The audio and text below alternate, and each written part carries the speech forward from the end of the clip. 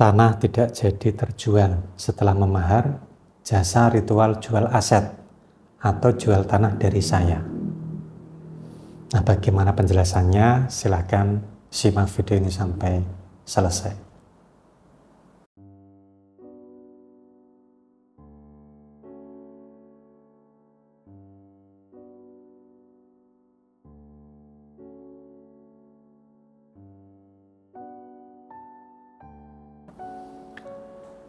Assalamualaikum warahmatullahi wabarakatuh.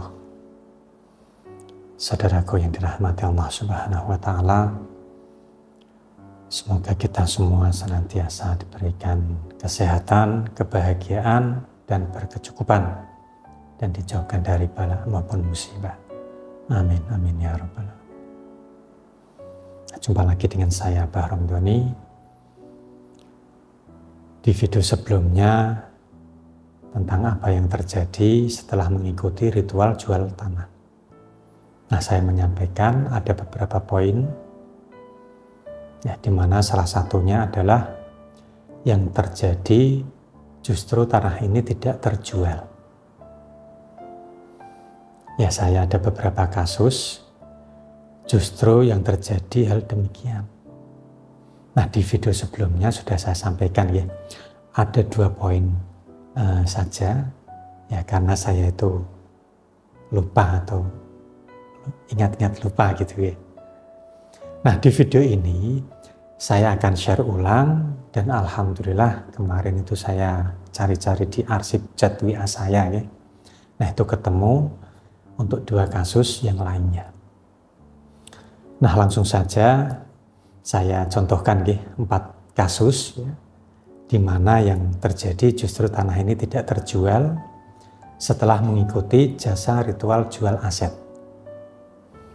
Nah, yang pertama adalah mimpi bertemu dengan orang tuanya, kemudian dilarang oleh orang tuanya untuk dijual tanahnya. Ya, ini dialami oleh salah satu klien saya, ya. Beberapa hari setelah ritual jual tanah ini dilaksanakan, klien saya ini mimpi bertemu dengan orang tuanya. Dan dalam mimpi tersebut, orang tuanya ini melarang agar tanah tersebut dijual. Dan mimpi ini terjadi tidak sekali atau 2 kali, ya, tapi beberapa kali. Nah, karena hal inilah klien saya ini tuh meminta pendapat saya. Nah, kalau dari saya sendiri, ya, saya kembalikan kepada klien saya. Jika memang ragu, ya jangan dipaksakan. Dan pada akhirnya klien saya ini tuh meng-cancel hajatnya, dan tanahnya ini tidak jadi dijual. Nah, lalu kasus yang kedua adalah klien saya mendapatkan rezeki yang tidak terduga-duga. Alhamdulillah. Ya, klien saya ini menjual tanah karena kebutuhan yang mendesak. Nah, tiba-tiba setelah mengikuti ritual jual aset ini, bukan tanah yang terjual, tapi ada rezeki yang lumayan. Nah, sehingga tanah tersebut tidak jadi dijual. Nah, klien saya ini bertanya kepada saya, apakah ada hubungannya antara rezeki yang tidak terduga dengan ritual jual aset ini, Pak? Kalau untuk ini saya tidak bisa menjawab pastinya, ya. Tapi perlu saya sampaikan juga bahwasanya pada ritual yang saya laksanakan ini, saya hajatkan dan saya tujukan, nah ini juga agar si pemahar ini lebih beruntung. Ya, lebih beruntung daripada sebelumnya. Ya, mungkin sedikit banyak hal ini tuh berpengaruh dan berakibat klien saya ini mendapatkan rezeki yang tidak terduga-duga. Alhamdulillah. Dan sebagai info saja, ya, meskipun tanah klien saya ini tidak jadi terjual, tapi beliau ini tetap melaksanakan nadar yang dijanjikan jika tanahnya ini terjual. Nah, lanjut contoh yang ketiga. Nah, ini kurang lebih sama ya seperti contoh yang kedua tadi. Klien saya ini menjual tanahnya karena terhimpit oleh hutang. Nah, setelah ritual jual tanah ini dilaksanakan, entah kenapa si pemberi hutang kepada klien saya ini melonggarkan ya, untuk hutangnya ini boleh dibayar secara mengangsur atau mencicil. Padahal sebelumnya si pemberi hutang ini tuh bersikeras agar hutangnya ini dibayar secara kontan, harus secara kontan. Nah, karena hal inilah klien saya ini tidak jadi menjual tanahnya. Alhamdulillah.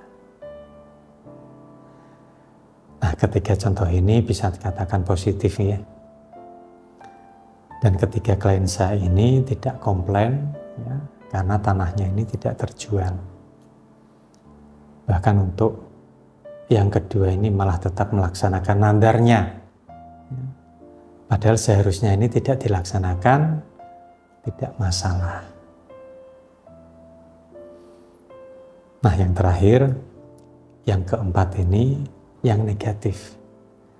Tidak seperti yang pertama, yang kedua, dan yang ketiga. Nah, yang keempat ini gagal terjual karena tidak jujur. Ya, klien saya ini tidak ada kejujuran. Ya, ada 2 atau 3 klien saya ya, yang tidak jujur perihal tanah yang hendak dijual ini. Ada yang tanahnya ini sengketa. Ada yang tanahnya ini bermasalah. Nah, di mana hal tersebut tentu bisa menghambat terjualnya tanah. Nah, padahal ya, dari awal ini sudah saya katakan bahwa salah satu syarat ritual ini adalah tanah tidak terlibat sengketa atau bermasalah. Nah, karena ketidakjujuran inilah tanahnya ini urung terjual. Nah, jadi pesan saya ya buat saudaraku semua, jujur saja dari awal. Nah, jadi jika memang saya ini bisa ya saya bantu. Ya, kalau saya tidak bisa ya saya katakan tidak. Kurang lebihnya seperti itu. Kan enak gitu ya jujur-jujuran gitu. Nah, karena ketidakjujuran inilah tanahnya ini urung terjual. Nah, jadi pesan saya ya, jujur saja dari awal.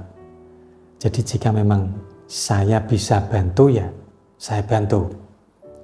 Ya, jika tidak ya saya katakan tidak, agar sama-sama enaknya gitu ya. Nah, saya rasa itu dulu yang bisa saya sampaikan ya, semoga ini bisa memberikan pencerahan buat panjenengan semua. Jika Anda ingin konsultasi atau Anda ingin memahar jasa ritual jual aset, ya silahkan Anda bisa menghubungi ya nomor yang sudah saya sertakan di deskripsi video ini. Monggo. Nah, saya Bahram Doni pamit undur diri. Wallahul muwaffiq ila aqwamit thoriq. Wassalamualaikum warahmatullahi wabarakatuh. Alhamdulillahirabbil alamin. Allahumma shalli ala sayyidina Muhammad. Allah ya Rahman ya Rahim. Allah ya Karim.